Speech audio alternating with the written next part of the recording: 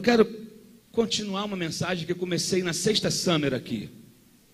Quem estava aqui na sexta Summer que eu preguei no encerramento? Então, poucas pessoas estavam. Então, eu vou pregá-la de novo e vou continuar de onde eu parei. E eu quero que você abra sua Bíblia no primeiro livro de Crônicas, no capítulo de número 15.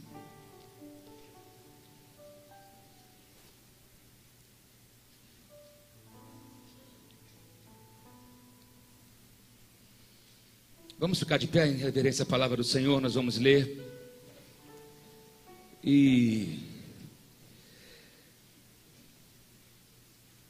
Na verdade, sabe quando você fica meio assim, eu estou com algumas coisas dentro de mim,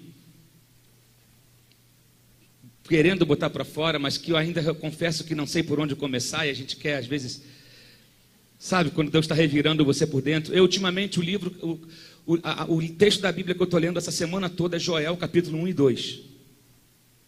Por conta do jejum que nós começamos, eu estou lendo todo dia Joel 1 e 2.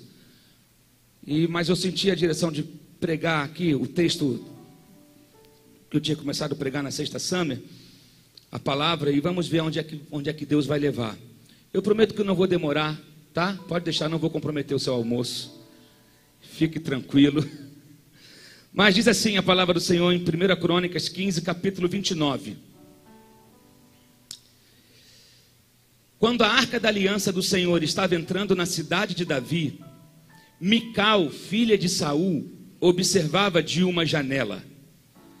E aconteceu que ao ver o rei Davi dançando e celebrando, ela o desprezou em seu coração.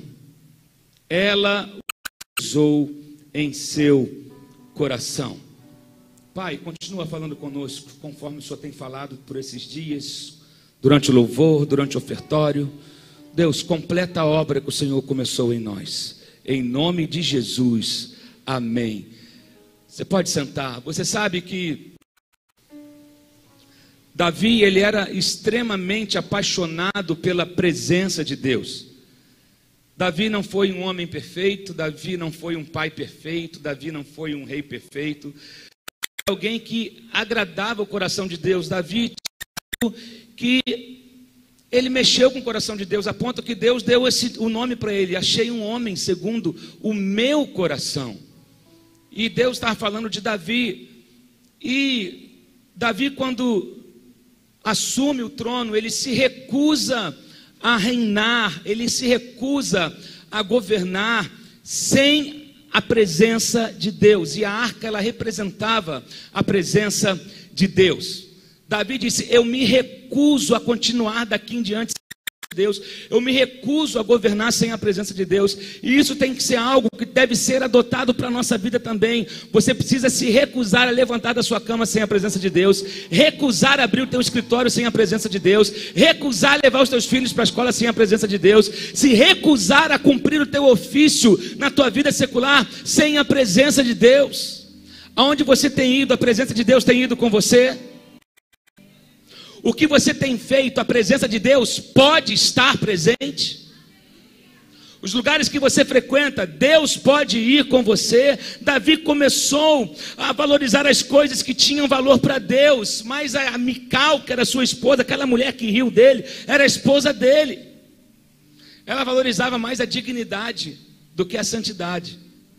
Mical valorizava mais o status. Mical valorizava mais o título, a posição. Que coisa absurda. Meu marido é um rei e ele está ali com as roupas de baixo, pulando e dançando diante do povo. Que vergonha, que vexame. Assim Mical o desprezou no seu coração. Ela vergonha do seu marido, porque ela estava presa a uma posição social, ela estava presa a um título, a uma dignidade. E querido, algo que nós temos que aprender é que você não pode procurar a divindade e manter a sua dignidade.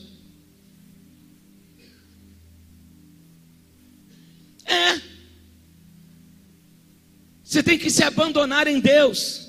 Você não pode querer Deus e ficar preocupado com a sua honra, querer Deus e ficar preocupado com o seu nome, querer Deus e ficar preocupado com a sua reputação. Tem horas, querido, que tudo que vai te restar é Deus, e Deus cuida de você. Mical, ela desprezou Davi, ela achou ridículo o que Davi estava fazendo, e diz a Bíblia que ela se tornou estéril. Ela não gerou filhos, porque Deus a desprezou também.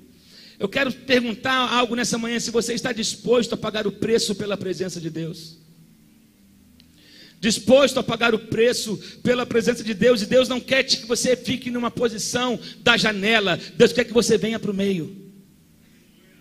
Mical estava na janela. Quem fica na janela, ele começa a enxergar os defeitos. Quem fica na janela, ele começa a julgar quem está certo, quem está errado. Agora Deus quer que você saia da posição de espectador e que você se torne participante daquilo que Ele está fazendo. Deus deseja restaurar a igreja nesses últimos dias. Deus deseja restaurar a visão da igreja, o propósito da igreja, o chamado da igreja. E Ele está te chamando para fazer parte disso. Não daqueles que ficam na arquibancada, mas daqueles que caminham. Daqueles que caminham, sabe? Davi traz a arca, e ele monta a arca num lugar onde era uma tenda. Por isso que a Bíblia vai dizer que nos últimos dias Deus viria e restauraria a tenda caída de Davi. Por que a tenda de Davi atraía a Deus? Por que Deus cita a tenda de Davi? Davi foi um cara que ele conseguiu, você já me viu falar isso, mas eu gosto de falar disso. Até que você consiga viver isso, eu vou falar disso. Eu posso até me tornar um chato, mas enquanto você não estiver aplicando isso na sua vida, você vai me ouvir falar disso todo dia. Davi conseguiu reproduzir o ambiente do céu na terra. Davi quebrou paradigmas. Davi saiu da rotina religiosa. Davi falou: eu vou fazer o que ninguém fez. Davi era íntimo da presença de Deus. Então ele arma o tabernáculo de Davi, e ele é o primeiro, e ele introduz. Esse aí é o tabernáculo de Moisés. Deus não falou que vai restaurar esse. Esse é o templo de Salomão. Deus não falou que vai restaurar esse. Mas cadê a tenda de Davi?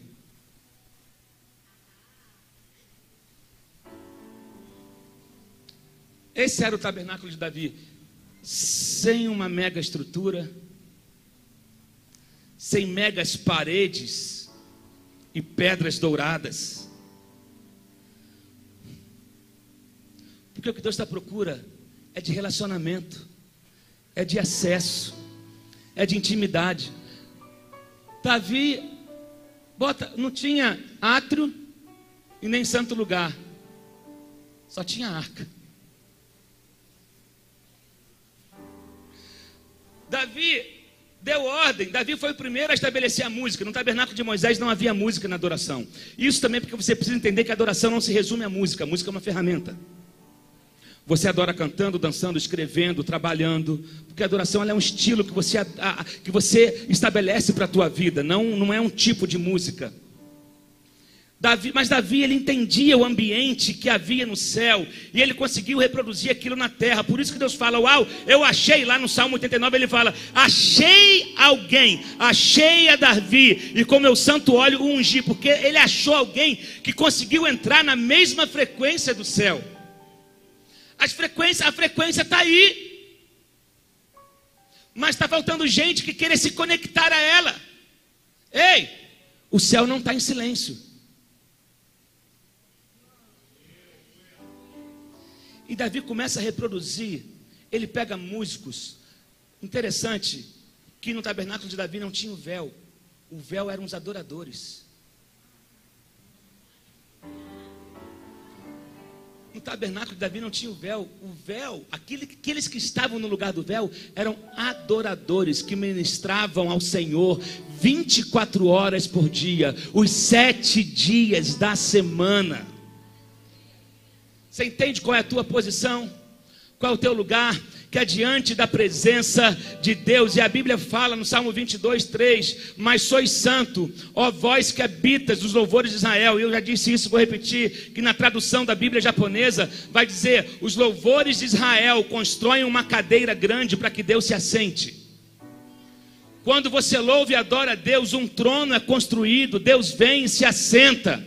Por isso que a Bíblia fala que Deus habita no meio dos louvores do seu povo. Deus habita no meio dos louvores do seu povo. E Deus, assim como Deus procurou Davi, Deus é um caçador incansável. Ele está sempre procurando. O problema é que poucas vezes ele acha. Em Ezequiel 22:30 ele vai dizer: eu procurei um homem entre eles que pudesse ficar na brecha diante minha terra, mas eu não encontrei. Deus está procurando pessoas que se coloquem na brecha. Deus está procurando pessoas que queiram ser pontes, que queiram ser conexões, que queiram ser usadas nesse tempo. Querido, nos dias que estamos vivendo, um trabalho secular, ele é tão importante quanto uma função eclesiástica. Você não entendeu? Nos dias de hoje, ter um trabalho secular é tão importante como você ter um cargo numa igreja. Porque lá fora, Deus está te dando a oportunidade de dar testemunho da glória dele, de levar o evangelho. Não espere que as pessoas entrem por essa porta. Você precisa ir. Você precisa ir a lugares que ninguém quer ir. Você precisa, para de reclamar do lugar onde você está. Para de reclamar porque você não está fazendo o que você gostaria de fazer, porque você quer fazer o que o outro está fazendo. E comece a valorizar o que Deus te deu. Valorize o dom que Deus te deu. Valorize o trabalho onde você está trabalhando. Valorize a tua função. Valorize o talento que há em você, porque é através disso que Deus quer se manifestar nessa terra e nos lugares onde Ele te colocou como influência. Vamos abrir a cabeça, vamos sair dessa caixinha religiosa, porque Deus não está preso. Deus não está preso. Davi manteve o céu aberto por 36 anos. Mas quando eles se cansaram, caiu. Quando o tabernáculo caiu? Quando eles cansaram. Quando você desiste, quando você não mantém o relacionamento, ele vai esfriando, e ele pode acabar. Aí no Salmo 84:10 diz o seguinte: Davi escreveu o seguinte: pois um dia nos teus atos é melhor do que 1000. Eu prefiro ser um porteiro na casa do meu Deus do que habitar nas tendas da perversidade. Você está vendo um rei dizer que preferia ser porteiro.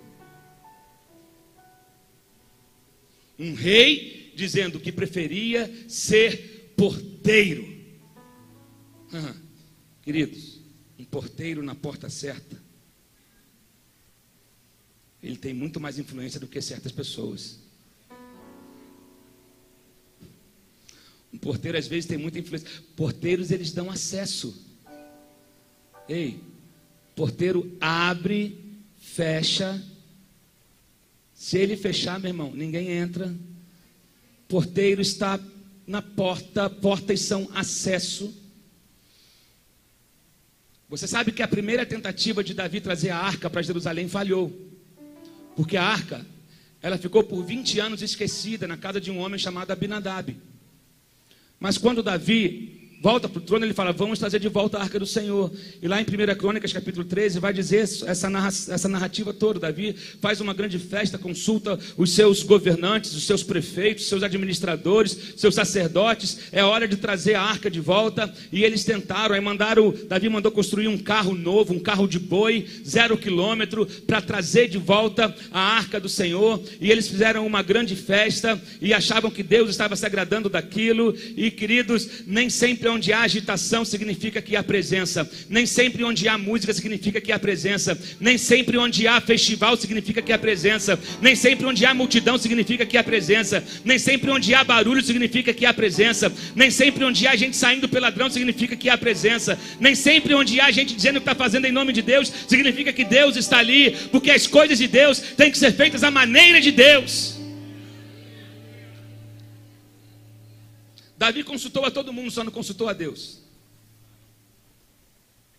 Ele perguntou a todo mundo: vamos fazer uma festa bonita? Vamos, Davi, você é o cara. Você é o cara, vamos embora, cara, estamos contigo, chama todo mundo, chama as bandas que estão bombando, chama os carros elétricos, os trio elétricos, vamos fazer um negócio, vamos parar a cidade. Deus foi consultado? Perguntaram para Deus o que ele pensava daquilo. O Senhor quer isso? Aí a arca, aí manda pegar a arca, aí vem o carro de boi, 0 quilômetro, com selo da Audi ou da Rolls Royce. 0 quilômetro, Davi, pô, grana, rei, ouro, tudo, todo mundo devia mandar, tudo, eu preciso de um carro 0, manda, vai lá, é para o rei, para botar a arca. Aí veio Uzá e Aiô, que eram filhos de Abinadab, conduziam carro, estavam em cima do carro, estavam na minha casa para tirar uma onda. Oi, Pai do Senhor. Pai do Senhor, irmão. Aí, varão. Estamos juntos. Né?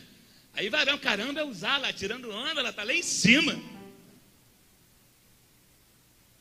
Aí diz a Bíblia, quando chegou na eira de Quidom, eira significa lugar de separação, Quidom significa aquele que atravessa como uma lança. Isso é, no lugar de morte e separação, tinha um quebra-mola. Deus colocou um quebra-mola no meio do caminho e falou, daqui não passa. A brincadeira daqui não passa. A palhaçada daqui não passa. O teatro daqui não passa. Deus deixa, chega uma hora que ele diz, basta. Deus deixa indo. Vai, uma hora Deus fala, acabou, daqui não passa. No lugar da separação, no lugar de fazer distinção, quem é? Deus quer distinguir. Deus quer fazer uma distinção em quem é e quem não é.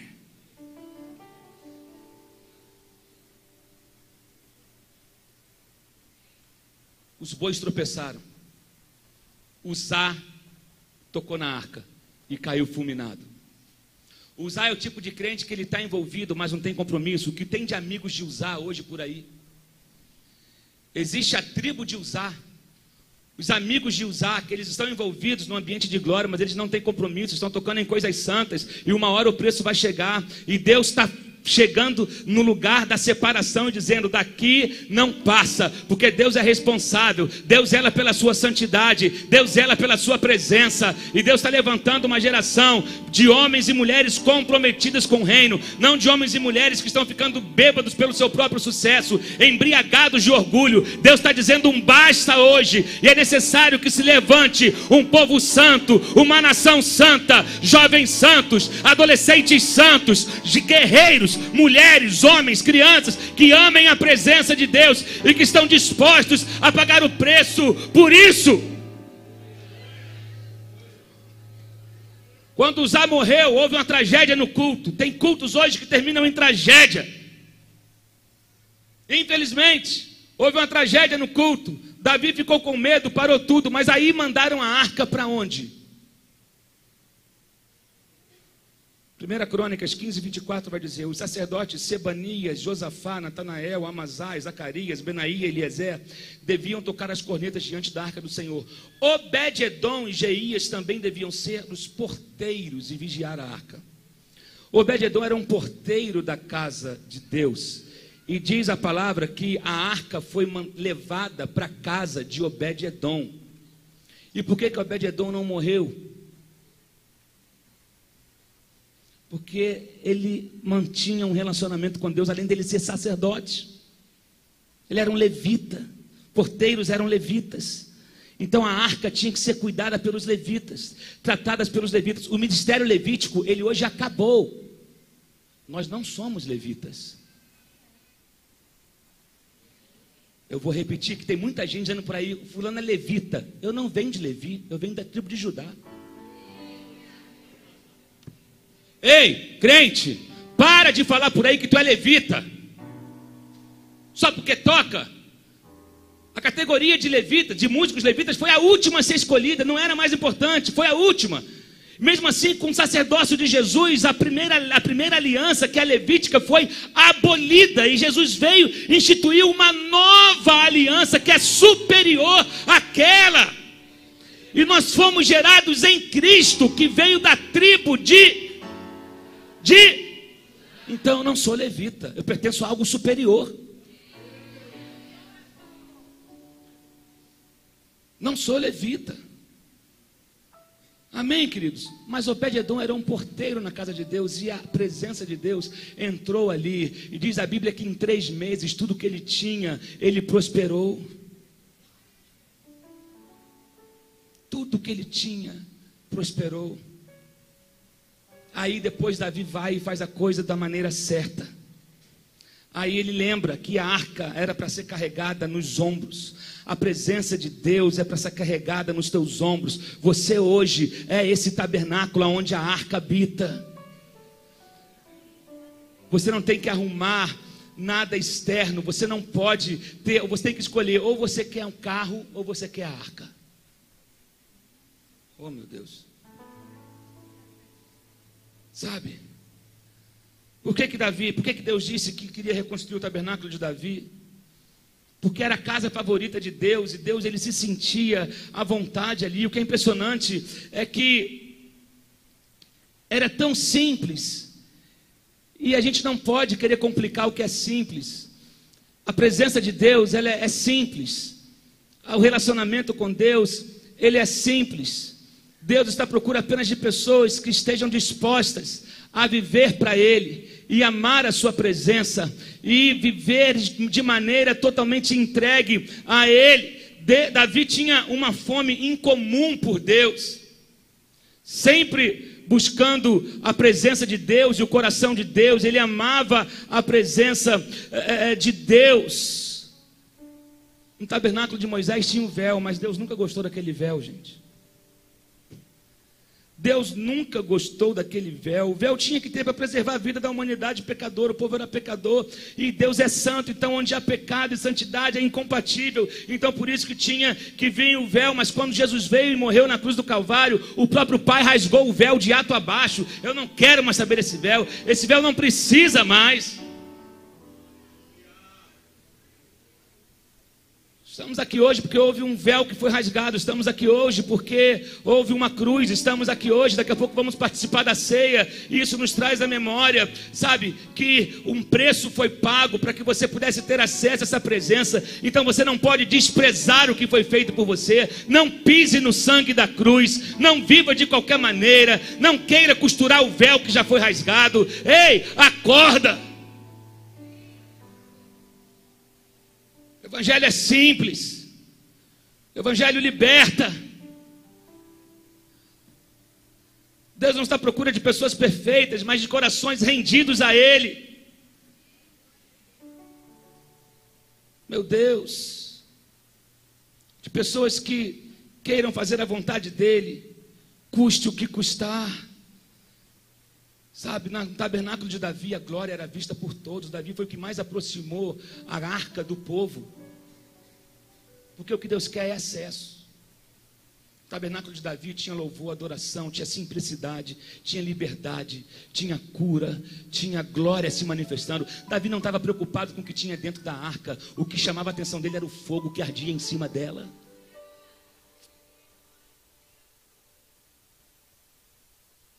Precisamos amar a presença de Deus. Precisamos amar a presença de Deus. Deus está buscando um povo assim. Por isso que Deus não permite que bois carreguem a sua glória. Oh, meu Deus.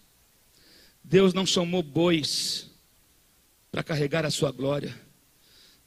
A gente espera que alguém faça o sacrifício por nós, e tudo o que queremos fazer é cantar e dançar no meio da procissão. A gente quer a festa, mas às vezes não queremos o peso da glória. Eu quero que alguém pague o preço. Querido, Cristo pagou o preço da salvação, mas o preço da santidade quem paga sou eu. Tem gente que fala, a graça barata diz que Cristo pagou tudo, você não precisa fazer nada. Essa é a graça barata. A graça verdadeira diz, por conta da graça que eu recebi, aí é que eu vou me santificar mais. A graça barata pega perdão sem arrependimento, pega unção sem devoção, sem busca. Essa é o que a graça barata prega. Mas a graça verdadeira te faz a viver uma vida dizendo: uau, eu não merecia ter isso, mas a graça dele me alcançou, a misericórdia dele me alcançou, então eu estou disposto, porque eu fui muito perdoado, eu quero me doar muito. Quem é pouco perdoado se entrega pouco, mas quem é muito perdoado, ele se entrega totalmente. Deus não quer que você ande com ele de maneira casual. Sabe? Você não pode lidar comigo casualmente. Deus diz: você vai ter que suar. Você não pode ter o carrinho e a minha arca. Você não pode. Ou é o carrinho, ou é a arca. Uzá morreu quando ele tentou estabilizar o que Deus tinha abalado. Meu irmão, não se mete aonde Deus está abalando, não. Não se mete aonde Deus está mexendo com a estrutura, não. Mexe, come em estrutura, a gente canta bonito na música, né? Mas na hora de viver o bagulho é estreito. Deus está abalando algumas estruturas. Deus está chegando uma hora que Ele está dizendo basta. E esse é o tempo, porque há uma glória para ser derramada. Deus quer que uma nação se levante. Deus quer que um povo santo se levante. Deus está freando algumas situações. Uzá foi querer equilibrar o que Deus tinha abalado.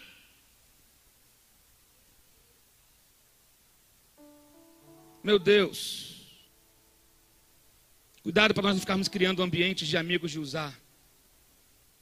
Nós gostamos do ambiente de Uzá desde que Deus não interfira. Eu gosto de estar no movimento desde que Deus não interfira.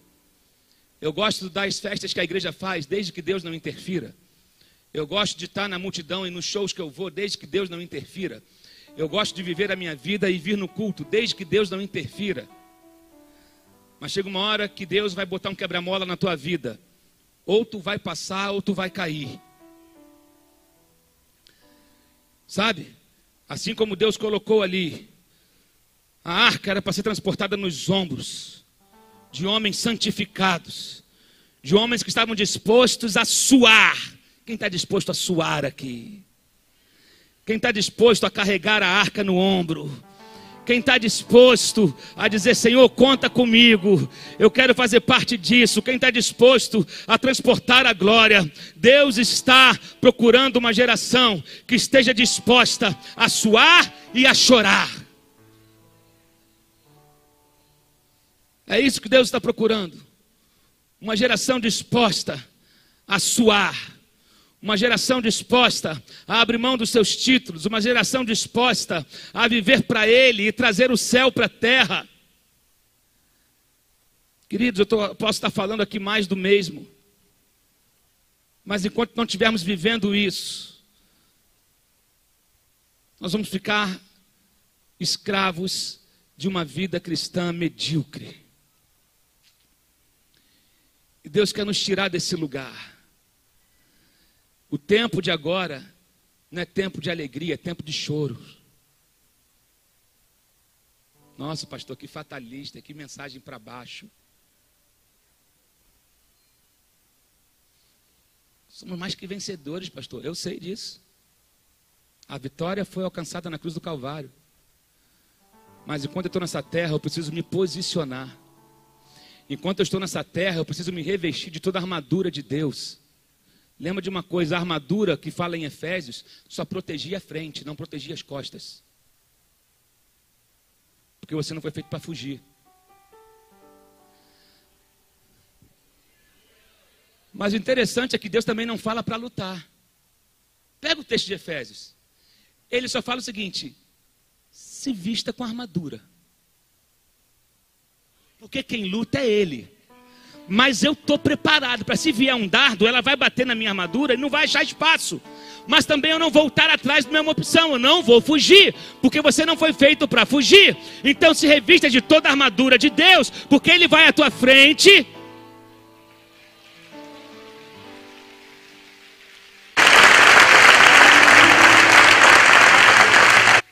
E te guarda, e você vai caminhando de fé em fé, de glória em glória.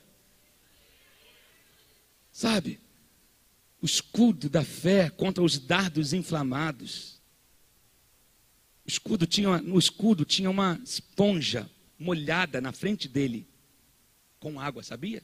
Tinha um escudo e na frente do escudo uma esponja grossa grudada nele, porque o inimigo sempre lançava um dardozinho, estava parado, mas quando o dardo vinha aceso, ele encostava na espuma molhada. Deus pensou em tudo.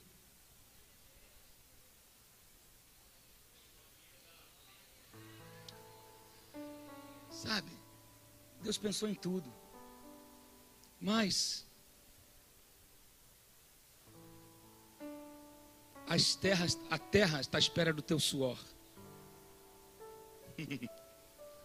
O suor que é fruto de um esforço por algo maior que está vindo. Eu estou disposto a suar para que a glória venha. Eu estou disposto a suar para que a unção venha. Eu estou disposto a suar para que uma geração seja impactada, seja transformada. Eu estou disposto a pagar o preço da sua presença. Sabe qual é o preço da presença? O preço da presença é o tempo.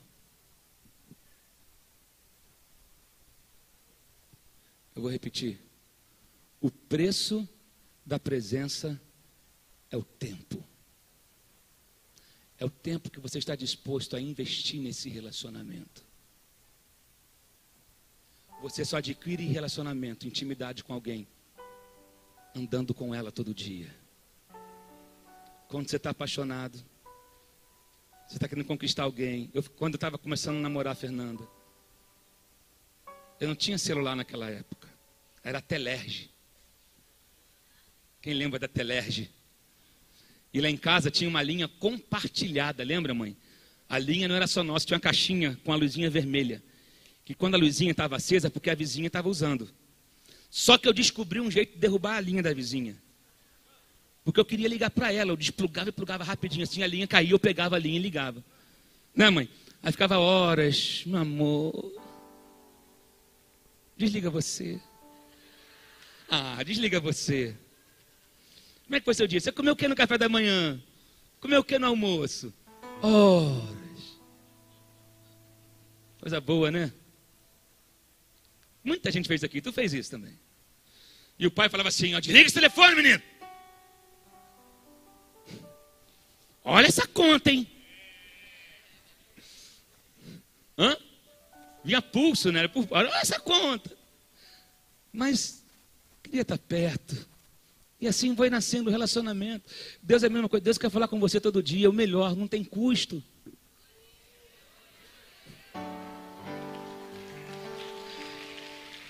A ligação para o céu.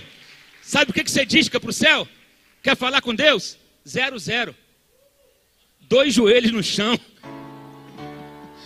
É só discar 00, meu irmão. Você vai ter linha direta, conexão direta. Você fala o que você quer. Você pode abrir o teu coração. Fique tranquilo que você não está sendo grampeado. Não tem ninguém na sua linha. Não tem ninguém ouvindo o que você está falando. Com ele você pode falar o que você pensa, os teus medos, teus desejos, o que você quer. Queridos, você vai ler os livros de Salmos. Salmos são orações. Muitos, a maioria dos salmos foram escritos por Davi, outros não, mas a maioria tem hora que você vê Davi falando assim, Deus, quebra o queixo daquele miserável. Com Deus você não precisa ser educado. Com Deus você não precisa ter etiqueta. Fala, Deus, o negócio é o seguinte, Senhor, meu Deus. Senhor, o negócio está doido, pai. Fulano lá, eu estou perdendo a paciência, estou com vontade de dar um bico, um murcho, está tudo para o alto. Mas fala para ele, agora não perca o tempo falando com quem não vai resolver. Fala para ele, conta para ele. E daqui a pouco, depois você fala tudo, vem a presença dele e fala, calma. Falou, agora calma. Aquieta o teu coração. Aquieta o coração, porque a presença de Deus faz isso. Aquele que tem a presença nos ombros, ele é conduzido por ela, sabe? Não abra mão da presença de Deus em nada, em área nenhuma da sua vida. Aonde você for, leve a presença com você. O que você for fazer, leve a presença com você. Tenha relacionamento. Não adianta você pertencer, você frequentar um lugar como esse, se você não pertence a ele. Existem lugares que você frequenta, mas que você não deve pertencer. Mas existem lugares que você frequenta que você deve pertencer. Ao corpo de Cristo você deve pertencer. Amém, queridos?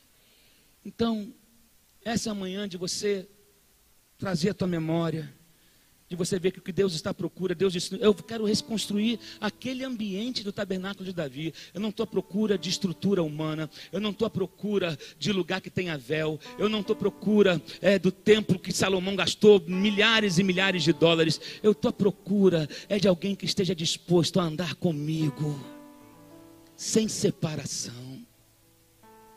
Vamos ficar em pé.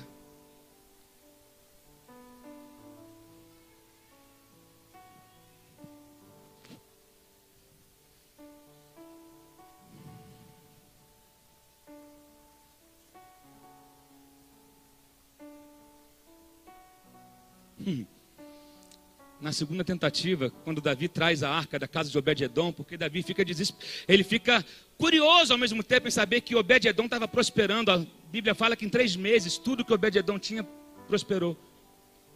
Mas também aí diz que Davi a cada 6 passos sacrificava o quê? Um boi. Não mais bois. Você não entendeu? Davi, na segunda tentativa, a cada 6 passos, sacrificava um boi. Não mais bois. Bois não vão carregar glória. Boi é para sacrifício. A glória está aqui. A glória está aqui. Eu quero essa glória. Eu quero essa glória.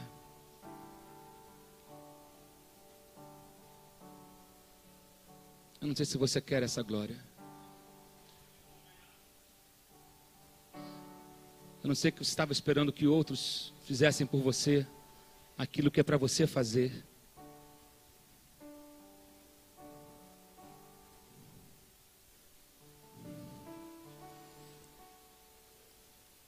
Em Joel, no capítulo 1, no verso 10,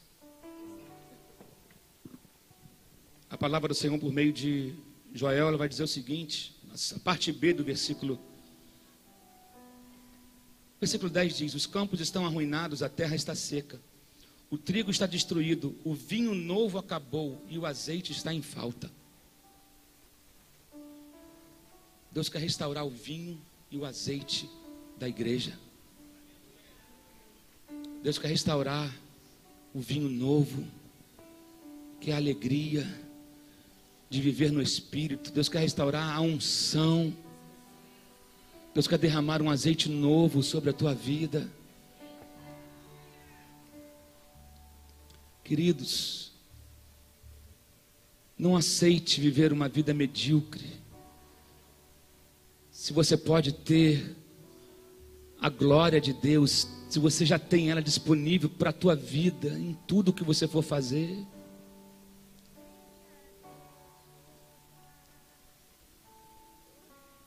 Meu Deus.